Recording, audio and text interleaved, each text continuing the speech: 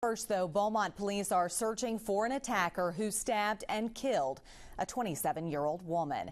Police received a call at 11 Friday night reporting a stabbing outside a small shopping center in the 1000 block of Washington Boulevard.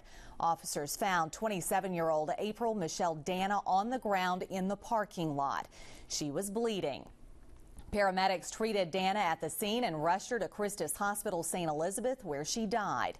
Investigators are looking for witnesses, and there is at least one person they are trying to talk with because they believe that person might have information about the killing.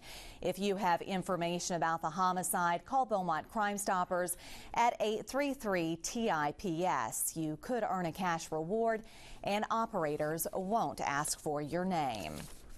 Port Arthur police tell KFDM News the 42-year-old nephew of a woman found stabbed to death in her home has made statements to investigators linking him to the murder, and they say he shows a lot of remorse for the killing.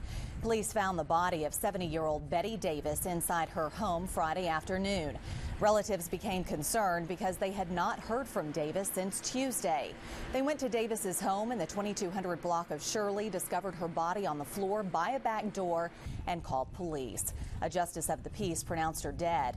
Crime scene investigators gathered evidence and spoke with neighbors. Davis's Toyota Camry was also missing. Today, Sergeant Scott Gaspard provided new details of the crime to KFDM News. He told us Davis had been stabbed a number of times, primarily in the upper body and chest.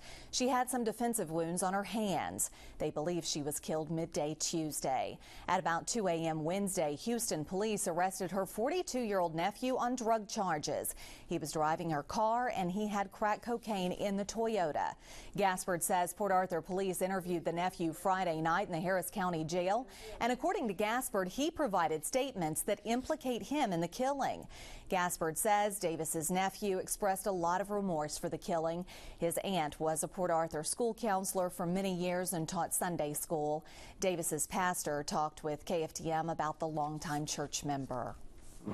She's a very dedicated member, very involved in the life of the church, just an all-around wonderful person, somebody that you could depend on no matter what.